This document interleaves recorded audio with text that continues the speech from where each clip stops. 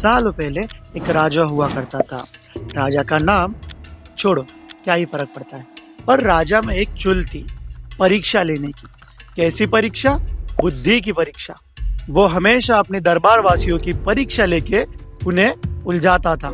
एक दिन ऐसे ही राजा ने दरबार के बीचों बीच एक लाइन खींची और बोला, इस लाइन को बिना हाथ लगाए, बिना मिटाए छोटा करके दिखाओ। सारे दरबारवासी राजा के पीठ पीछे गाली देने लगे, जैसे कि होता ही है, राजा के पीछे प्रजा गाली ही देती है। अब सभी ने एक एक करके लाइन को छोटी करने का ट्राई किया, पर किसी से हुआ ही नहीं। अब आया राजा का खास सलाहकार, जो कि हमेशा प्रतियोगिता में जीतता था। वो आया, उसने राजा को प्रणाम किया और राजा की खींची हुई लाइन को अच्छे से निहारा और थोड़ी देर के बाद उसके साइड में और एक लाइन खींची, जो कि राजा की लाइन से थोड़ी सी बड़ी थी। और वो बोला, देखो राजन, बिना हाथ लगाए, बिना मिटाए मैंने आपकी लाइन छोटी कर दी। राजा ने खुश होकर उसे हीरे जवाहरात से सम्मानित किया। इस स्टोरी से हुआ क्या? Comparison trap. इसीलिए तो ये स्टोरी बनी है। ये कहानी है रोहन की, जो कि एक मासूम सा बच्चा है, न ज्यादा तेज न ज्यादा स्लो, बस अपने ही रंगों में खुश रहने वाला लड़का। और उसके पापा हमेशा उसे बोलते थे, देख वो शर्मा जी का लड़का स्कूल में फर्स्ट आया है, तू रवि जितना स्पोर्ट में अच्छा क्यों नहीं है, देख वो प्रिया कितना अच्छा डांस करती है। पर अपने रोहन को पसंद थी स्केचिंग, जहाँ पेंसिल मिल जाती थी वहां स्केच बनाना चालू। पेट पालने के लिए लगता है पैसा, और पैसे के लिए एक अच्छी जॉब। देख वो शर्मा जी का लड़का इंजीनियरिंग कर रहा है। उसके सपने पहले कॉपी के कोने तक ही सीमित थे, अब दिल के कोने तक। 12th के बाद रोहन ने इंजीनियरिंग फिर MBA किया। ना ही उसमें उसकी खुशी थी, ना ही चॉइस था, तो सिर्फ कंपैरिजन। कोई मिला तो पूछता था क्या पैकेज मिला।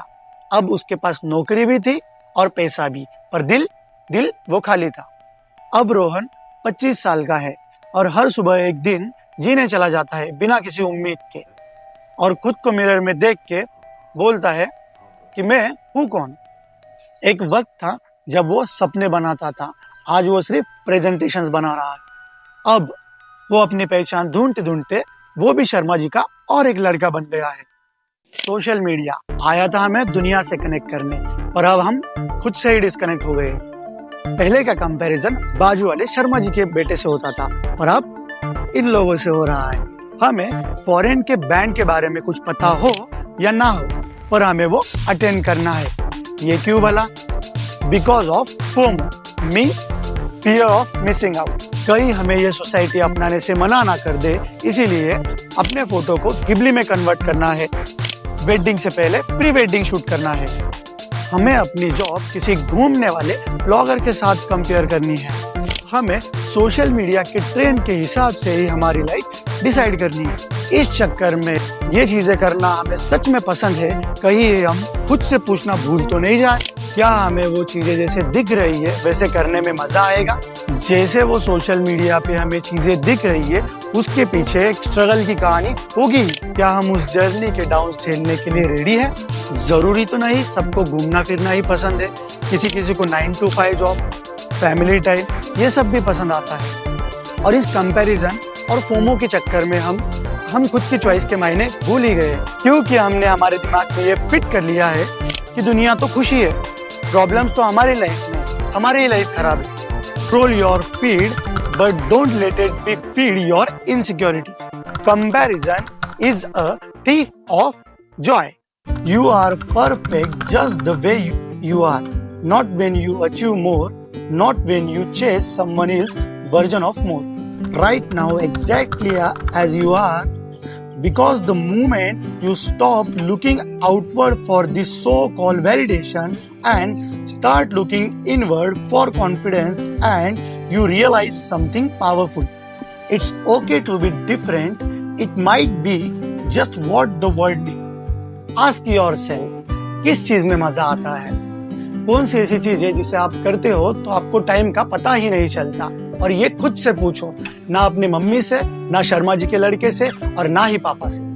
एक हफ्ता उन चीजों से दूर रहो जो आपको कंपेयर करते हैं, लाइक सोशल मीडिया और कंपेयर करने वाले रिलेटिव्स। अपने आसपास ऐसे लोगों को ढूंढो जो आपको ये ना पूछे कि कितना कमा रहे हो, बल्कि ये पूछे कि खुश हो। हर छोटी चीज जो आपको खुश करे वो करो, और हर छोटी जीत को सेलिब्रेट करो। अपनी प्रोग्रेस को सेलिब्रेट करो, परफेक्ट बनने के चक्कर में रुकना मत। No one perfect in this world, everyone trying to give their best. Gratitude flips your perspective from scarcity to abundance. Gratitude is not just a feed, good practice, it's a shield. And when you make it a habit, comparison stand no chance. You should ever compare yourself towards the person you were yesterday. इतना सब कुछ बताने के बाद भी आप खुद को कंपेयर करेंगे, और हम भी करेंगे, क्योंकि comparing ourselves to other is a natural human behaviour. Then क्या था इस वीडियो का मोटिव? आपको रियलाइज करवा के देना कि आप इस ट्रैप में एक दिन फंसोगे जरूर, या फंस चुके हो। अब उससे निकलना या नहीं, यह आपकी मर्जी, हमें तो सिर्फ बताना था। अब आप अवेयर हो चुके होंगे इस कंपैरिजन ट्रैप के लिए। मिलते हैं next video. Thank you so much.